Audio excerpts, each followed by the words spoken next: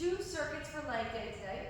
You have your pink circuit, which is 3 exercises, and you have your blue circuit, which is 3 exercises. When you're on the pink circuit, we have the hex bar deadlifts. All right, and what's nice about the hex bar deadlifts is when you do a regular deadlift, when you try to do it with a bar, it's very hard to keep that back in position with the bar in front. It kind of looks around you. Where when you rotate your hands to the side, it automatically rotates the shoulders open. So it makes it a lot more comfortable for our low back and for our shoulders.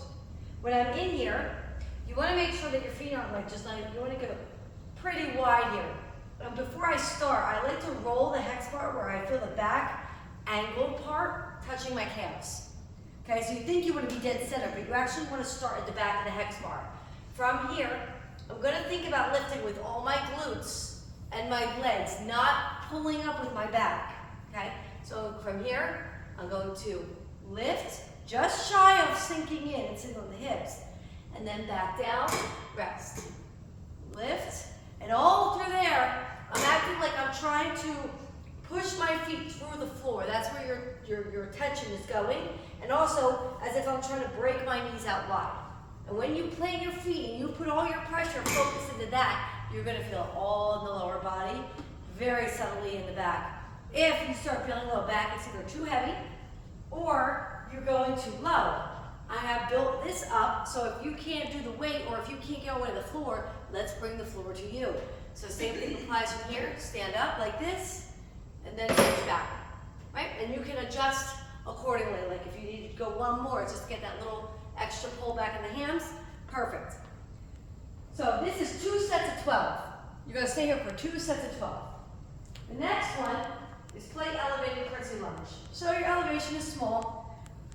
It's right here.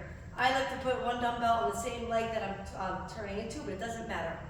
All right? When you do a curtsy lunge, a regular lunge is when I go straight back. A curtsy is when I go back and my leg is on the opposite side. So I'm going to curtsy back, tap, curtsy, tap. Key here, make sure that your knee is always behind the toe. And also, I do want you to kind of bring your belly towards your quad. Just don't go this way. Okay, stay back. All right, so then you're going to do 10 in a row on the right, 10 in a row on the left. If you have balance issues, you can use an EQ, or we can hook up a TRX and back it up, and you can do it with the TRX. Last station here is a 3 by 3. All right, so I should say 30 by 3. All right, so I have a kettlebell. Just don't have it right now. I'm holding my kettlebell. Band is on. My knees got to fight out. Don't let them pull it in. I'm going to do 10 squats like this.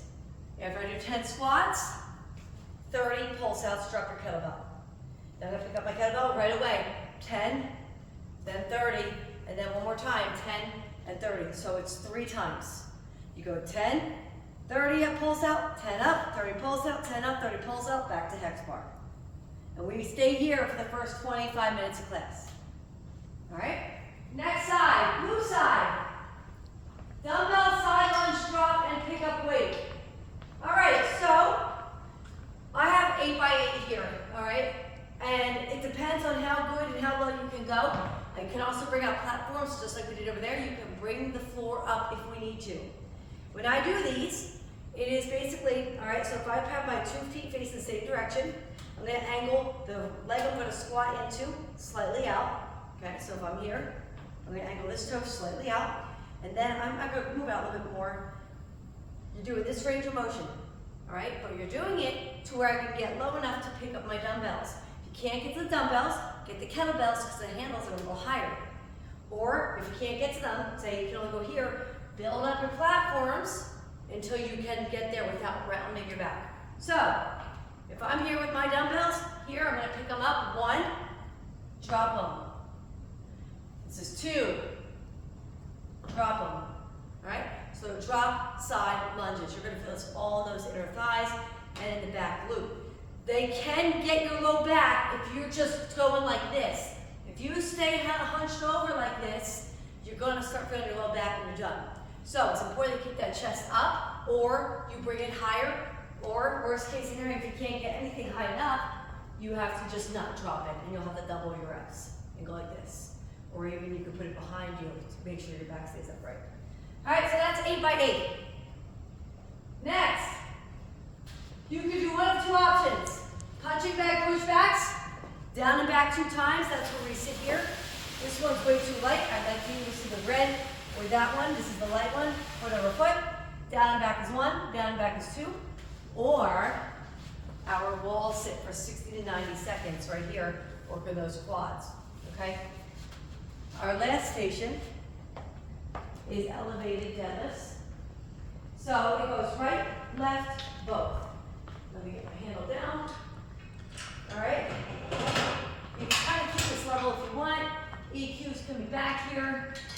All right, so up to you if you want this. I'll be putting a dumbbell in front so it doesn't move. You don't have to be elevated, you can do this on the floor. I'm gonna go right here like this. You could also do them down here with the foot on the floor and then seesaw here and they come back to the floor. All right, so I'm gonna do 10 on the right,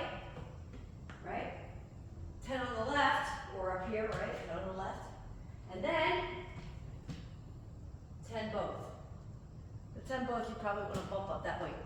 All right, so it'll be right, left, both, and then back to side lunges.